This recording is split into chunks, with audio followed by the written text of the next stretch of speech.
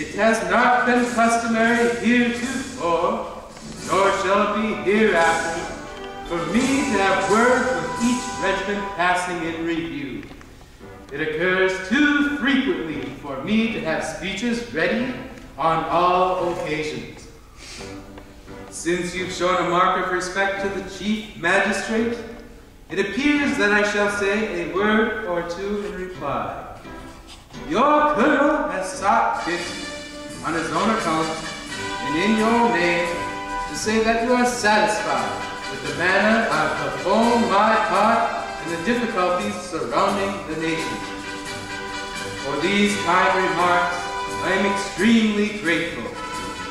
But on the other hand, I assure you, the nation is more indebted to you, and such as you, than it is to me. For it is upon the brave hearts and strong arms of the people of this country that we place our reliance for free government and free institutions. For the part which you, in the brave army of which you part have, under Providence performed in this great struggle, I tender more thanks especially to this regiment, who has been subject of good report. The thanks of the nation shall follow you, and may God bless you now and forever. As you return home, I hope to find your friends and loved ones well and happy. I bid you farewell.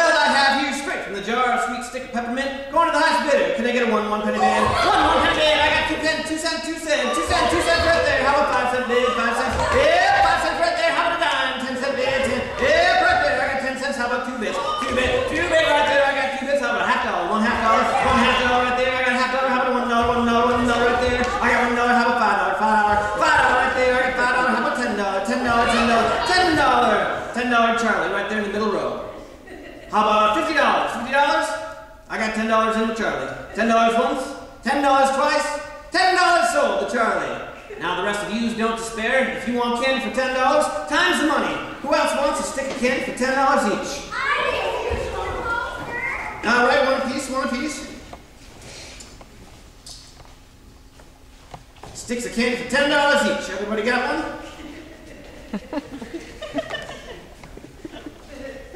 All right now.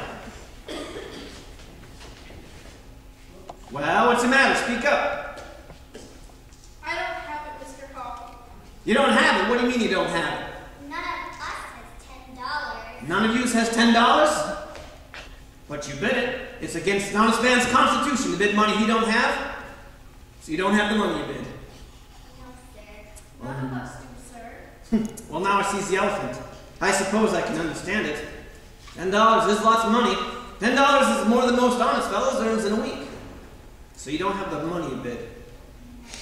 Well, how about if he pools your money together? How much does he have all together? Nothing, Mr. Hall. Nothing? You don't have nothing? Well, ain't this a bad fix? Each of you owes me $10 each, but none of you has so much as a penny.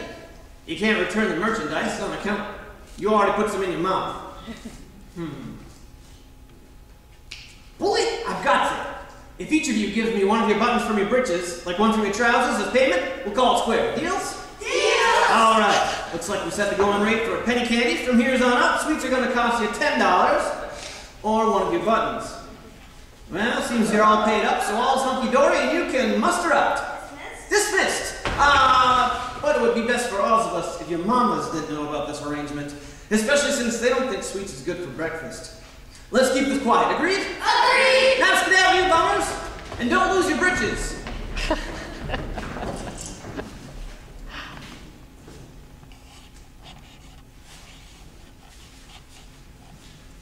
Joseph, how do you expect us to come ahead in this business if you insist on giving stock away to every youngster with a sweet tooth? Well, good morning, Mr. Barnes. Oh, come on, John. Did you see their joy? What's a few sticks of candy? It ain't like giving away barrels of salt pork. A stick of candy is a heck of a bargain to put a smile on a kid's face. Now, don't go praising me as a Scrooge, but I didn't trade 300 acres of good farmland in order to fill a few town kids with cabbages. Now, I'm going to work on inventory in the back. Swear to me you won't go giving away our entire stock of goods. Well, I swear. Unless a kitty comes in with such a smile and such a twinkle in his eye that it's worth the whole lot. Oh, Kitty John. Just jesting. I should hope so. Can't figure the old hard-scotch starting to skirmish over a few sticks of candy. They're hardly worth a goober.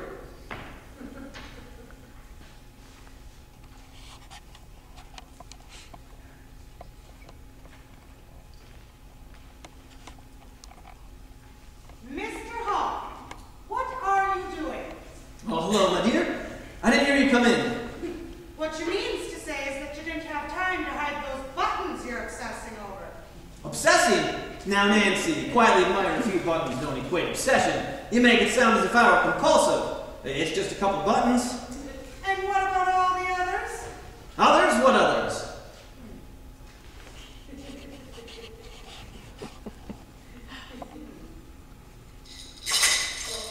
These others, Mr. Hall? Aw, shucks, those buttons is just a small collection. There ain't nothing wrong with a man having hobbies. Lots of folks collect coins, stamps, interesting rocks. You name it, some fella probably collects it. Why, I hear them Mormons even collect wives, just like old King Solomon. Now, if an old king can collect 700 wives and still be thought wise, then I see no reason why an old Yank can't keep a few buttons jarred up. After all, I think we're wise old Solomon who said, it's better to... If you're going to recite that it's better to dwell in the corner of a housetop proverb, you can make plans spending tonight doing just that.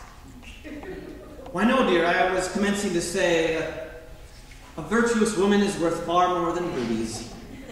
I'm sure. Or buttons, for that matter. My dear, women as virtuous as you is scarce as hen's teeth. Oh, quit your sparking. And go fetch some coffee. Woo! It's on the boil upstairs. Thank you, dear.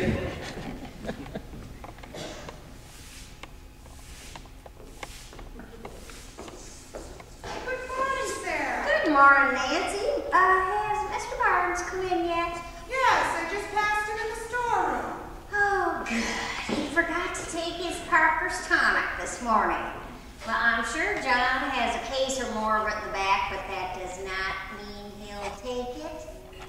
I declare, having a husband's like having another little boy to take care of, wouldn't you say? I'd say more like a stubborn old mule. Yes, I reckon it is. I just caught Mr. Hall playing with his buttons again. Playing with his buttons? Yes, he's got a jar full of them. He says it's a hub, but I think that's balderdash. Well, I suppose everyone needs something to divert them from the humdrum of their routine now and again. This certainly does it. He's diverted so far off, his mind is somewhere else. I talked to him And he doesn't hear you? As if he's not even listening? yes. I know exactly what ails him. What? He's a man. Not listening is one thing, but his mind is completely scarce. Good morning, Mr. Hall. See what I mean? Oh, I see what you mean. Good morning, Mr. Hall. Joseph, what are you doing with that old vest again? Oh, good morning, Mrs. Barnes.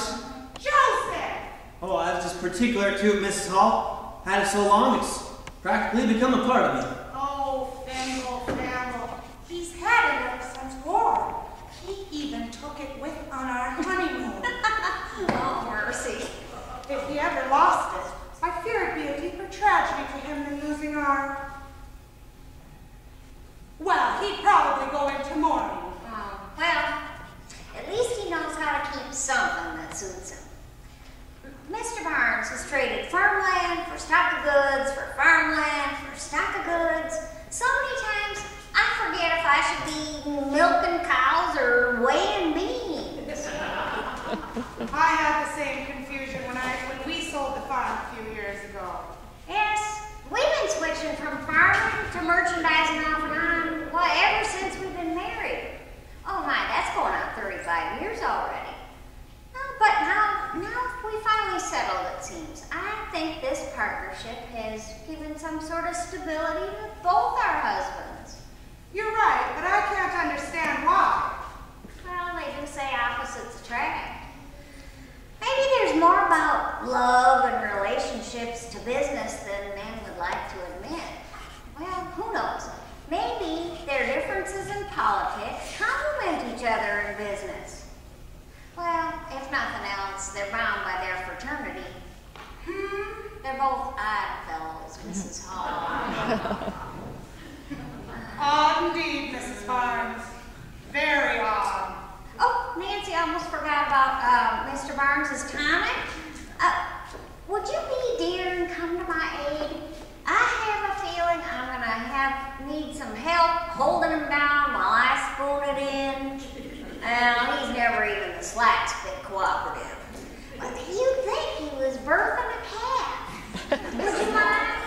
Sarah, I was born on a farm, been hog-tying on her pigs since I was 5. So... I knows just what to do. What are you looking for? Rope. Nancy, that will not be necessary. I've already got some.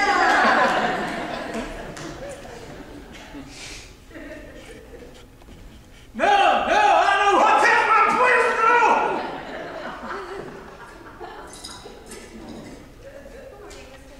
Good morning, Mrs. Godlove. At the Staples? Staples. Sugar, flour, coffee, beans, right up. Oh, and 2 buttons. What was that, Mrs. Godlove? 2 buttons, Mr. Hall.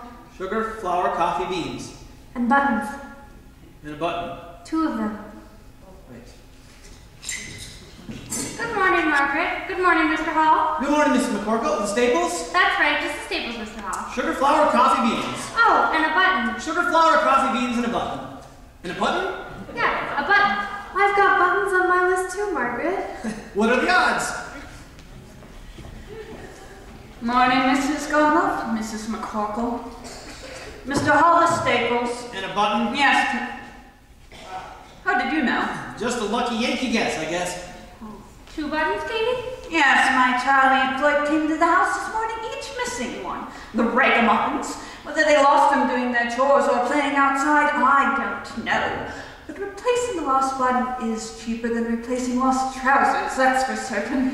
How strange. This morning Jenny came home missing a button too. Eva and Frank both came home after chores missing buttons. How strange, who'd believe it? Who'd believe it? Mr. Hall, can you believe it? I can't believe it. So, Mr. Hall, what do you gentlemen have in store for buttons? Sizes, colors? The Sears and Roebucks has lots of limitless selections. We can get them in a couple weeks. We don't have any in stock, Mr. Hall. Well, they got plenty to choose from in the Sears and Roebucks. That's some sort of byplay meant there, Mr. Hall, or maybe the rebels shot your memory. What colors did you need, ladies? One at a time, you'll all get a turn.